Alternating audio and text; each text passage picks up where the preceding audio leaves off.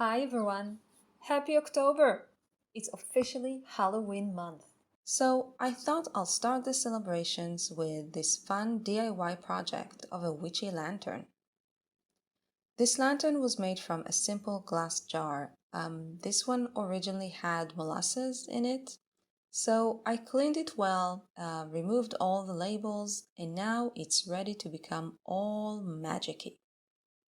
The first step is colorizing the jar, and I used alcohol inks for this.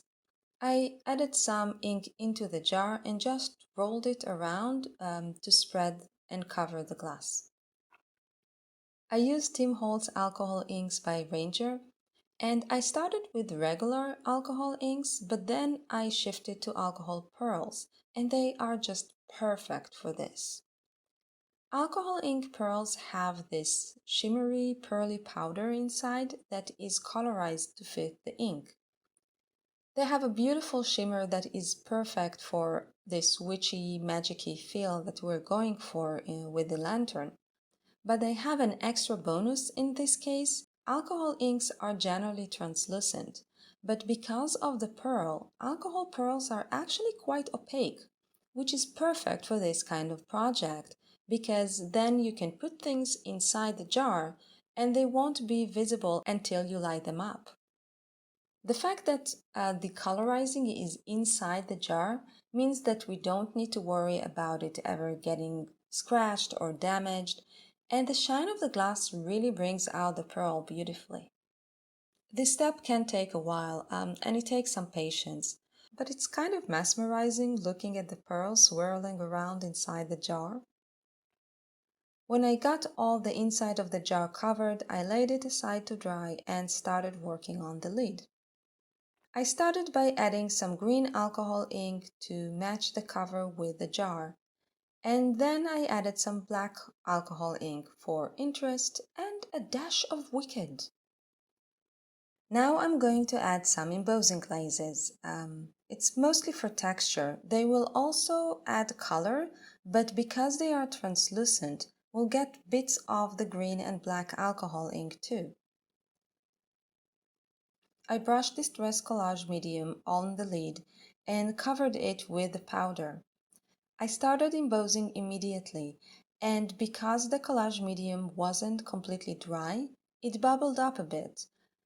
If you do let the collage medium dry completely, this won't happen, but I wanted this extra texture from the bubbles. I added a second layer of glaze and, because the metal is still hot from the embossing, I could just add the powder without any glue or ink. The hot embossing powder on the lid was sticky enough to hold it. I set the lid aside to cool and started working on some embellishments. I wanted to add some glaze to these tiny bats for a bit of color and to match the shine with the rest of the lid. And because they are so tiny, I attach them to these pieces of chipboard so I can hold them under the heat tool without burning my finger. Always a useful thing to do. I use collage medium again to stick the powder to the bats. It's just the best way to stick embossing powders to slick surfaces like metal or resin. I did that with all three bats and then melted the powder with the heat tool. Once the bats were ready, I arranged them around a piece of Tim Holtz Halloween baseboard. It has a witch hazel tin design, which I thought was very fitting. So I glued the baseboard and the bats with collage medium and set it aside while I work on the inside of the jar. I wanted to have 3 witches inside, and I'm using this awesome silhouette die of a witch. It's by Tim Holtz from a few years back. And because I didn't want the 3 witches to look exactly the same, I'm just trimming some of the details off each one to alter the image and give them different personalities. So here you can see the 3 witches, and you can see that they look different from each other now. And I'm just going to glue them inside the jar.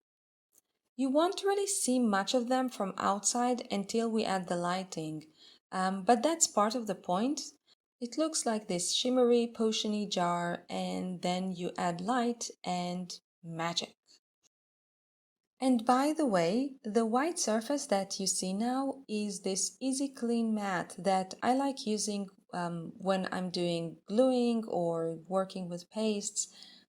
I work on a Tim Holtz media mat, which is produced by Tonic Studios, and it has this little non-stick mat on the side, right off camera for you, I'm afraid. But Tonic also has this bigger non-stick mat that fits perfectly over the main workspace in the media mat. And I like bringing it in when I use glue because it's just so much easier to clean than the glass mat. But anyways, back to the gluing itself. I'm using collage medium again because it's designed to connect different types of surfaces, so paper and glass would work. And you don't need a ton of glue, and it also doesn't need to be spread evenly, just enough to hold her in place. In fact, if the dye is not completely flat on the glass afterwards, it can create interesting shadows, so, just play with it. It was a little difficult for me to position the witches in place because my hand didn't fit in the jar opening. Just something to consider when you choose the jar.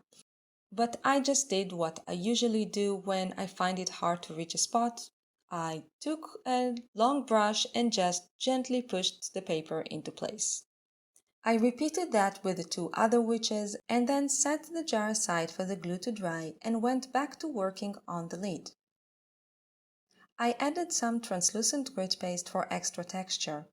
Now, I put quite a bit in some areas, and in those places, the paste would still look a bit white, even when it's dry, but that's what we have paints for.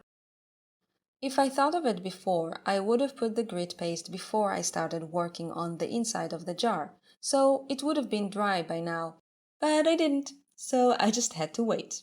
Thankfully, the paste doesn't take very long to dry. I decided to add embossing glazes again, and technically I could use the wet grit paste to hold the powder, but I wasn't sure that I wanted the glaze to cover all the paste. I wanted to have control where exactly it goes, so I let it dry and use collage medium again to add the glaze. The metal gets really hot when you emboss, and you need to be careful with it and not touch it for a while, even after you're done, which I'm terrible at. I always want to check it if it's ready, so keep touching the hot metal. So, some impatient minutes later, when the lid was completely cool, I used distress crayons to add color and shading and to accentuate all the texture added by the paste and glazes. I used walnut stain, black soot, and finally some twisted citron for green highlights to match the jar. To light the jar, I used Tim Holtz tiny lights. The battery house of these lights is very small, so it fit easily into the lid, and I just needed to attach it.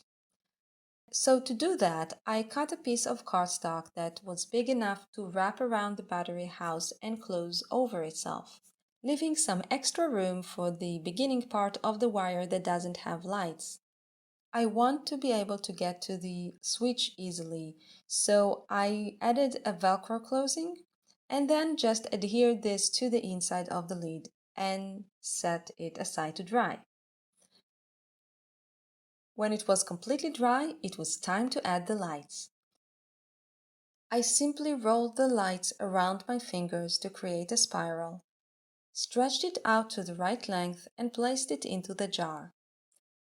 Then I folded the bit of the wire with no lights over the battery house, closed the Velcro, put the lid on the jar, and done!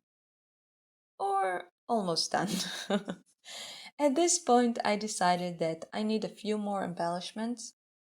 So I added this Hocus Pocus charm. I colored the text with crayons and tied it around the jar with black cord. Then I added these two little bones crossed over each other, tying them with the same cord. Inside the jar, I added a cauldron and some bats, and this time I really called it done. I hope you enjoyed this little project. I definitely had a lot of fun with it. Next week will be the second Friday of the month, so we have a scheduled meeting with a magical being. I hope you'll join in. Until then, have a magical week.